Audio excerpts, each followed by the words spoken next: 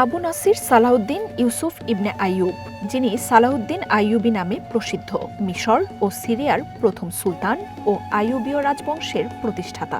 অমুসলিমদের মাঝে তিনি সালাদিন বলে পরিচিত। শামে ইউরোপীয় ক্রুসেডারদের বিরুদ্ধে মুসলিম প্রতিরোধ গড়ে তুলেছিলেন তিনি। তার সালতানাতে মিশর, সিরিয়া, মেসোপটেমিয়া, হেজাজ, ইয়েমেন ও উত্তর আফ্রিকার অন্যান্য অংশ অন্তর্ভুক্ত ছিল। এ গ্রেড ক্লিংকারের কনফিডেন্স সিমেন্ট, বাংলাদেশের হৃদয় জুড়ে। সালাউদ্দিন ইউসুফ ইবনে আইয়ুবী ১১৩৭ সালে ইরাকের তিকরি নগরীতে জন্মগ্রহণ করেন। তিনি ছিলেন ইসলামের গর্বিত এক সেনানায়ক। মুসলমানদের প্রথম কিবলা, অসংখ্য নবী রাসূল, সাহাবী ও তাবেঈদের স্মৃতি বিজড়িত ফিলিস্তিনের বাইতুল মুকাদ্দাস বিজয়ের উদ্দেশ্যে ১১৮৭ সালের ৪ এপ্রিল সংঘটিত হিত্তিনের যুদ্ধের মাধ্যমে সমগ্র বিশ্বে পরিচিতি লাভ করেন তিনি। এই যুদ্ধে বেশ কিছু ইহুদি সেনা নিহত হওয়ায় ক্রুসেডাররা মারাত্মকভাবে পর্যদস্ত হয়। দুর্বল হয়ে পড়ে সৈন্যদের মনোবল, আর আসকালান ও গাজা চলে আসে মুসলমানদের কবজায়। অপরদিকে মুসলমানগণ ছুটছিলেন ইমানিয়াতের বলে বলিয়ান হয়ে প্রিয় আকসা বিজয়ের লক্ষ্যে। হিত্তিনের যুদ্ধ আল আকসা বিজয়ের পথকে সুগম করে দেয়। কৌশলগতভাবে সালাহউদ্দিন আইয়ুবী রহমতুল্লাহ আলাইহি প্রথমে একদল জানবাজ দুঃসাহসী মুজাহিদকে জামালউদ্দিন শারবিন বিন হাসান রাজির নেতৃত্বে জেরুজালেম শহরে রূপকণ্ঠে প্রেরণ করেন। মুসলমান সৈন্যদল যুদ্ধের প্রস্তুতি গ্রহণের আগেই ক্রুসেডারদের অতর্কিত হামলায় সবাই ছিন্ন ভিন্ন হয়ে যায়। এই হামলায় আমির জামালউদ্দিন সহ আরও অনেক মুজাহিদ প্রাণ হারান। সালাহউদ্দিন রহমতুল্লাহ আলাইহির কাছে সংবাদ পৌঁছালে তিনি ভীষণভাবে মর্মাহত হন এবং সেনা সদস্যদের সঙ্গে পরামর্শক্রমে শহরের চূড়ান্ত আক্রমণের সিদ্ধান্ত নেন।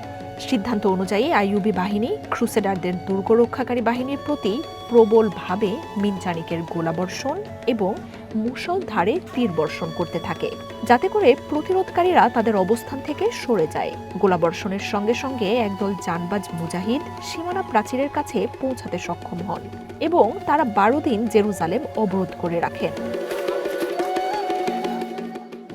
১১৮৭ সালের ২৯ সেপ্টেম্বর সবচেয়ে বড় বাধা অতিক্রম করে নগরের প্রাচীরের ওপর ইসলামী বাহিনী চড়তে সক্ষম হয়।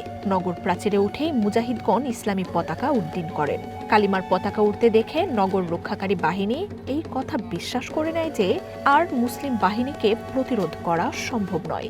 আসলে তারা ধ্বংসের দ্বার প্রান্তে পৌঁছে গেছে, তবে তারা তাদের একগুঁয়েমি চালিয়েই যান। লোকজন গির্জায় জমা হয়ে প্রার্থনা করতে থাকলেন।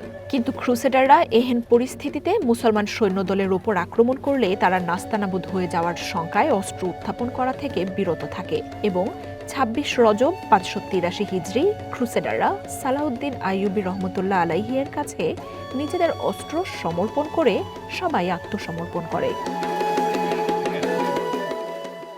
২৭ রজব ৫৮৩ হিজরি শুক্রবার মুসলিম উম্মার একটি স্মরণীয় দিন। বর্বর ইহুদি ও ক্রুসেডারদের হাত থেকে মুক্তি পেয়েছিল নবী রাসূলদের পবিত্র ভূমি ও আমাদের প্রথম কিবলা আল আকসা, বাইতুল মুকাদ্দাস। এই দিন নগরীর প্রাচীরে প্রাচীরে উড্ডীন হয় কালিমা খচিত পতাকা।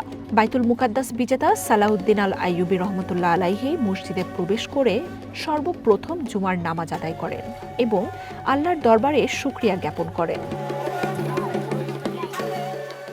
খ্রিস্টানদের এমন দুঃসাহসিকতা এবং লজ্জাজনক অবস্থানের পরও সালাহউদ্দিন আইয়ুবী রহমতুল্লাহ আলাইহি তাদের প্রতি মহানুভবতা প্রদর্শন করেন। খ্রিস্টান ঐতিহাসিক লেন পোল সালাহউদ্দিন আইয়ুবী রহমতুল্লাহ আলাইহির প্রশংসা করতে গিয়ে বলেন, খ্রিস্টান পাদ্রীদের মুসলিম শাসকদের কাছ থেকে মহানুভবতা শেখা উচিত।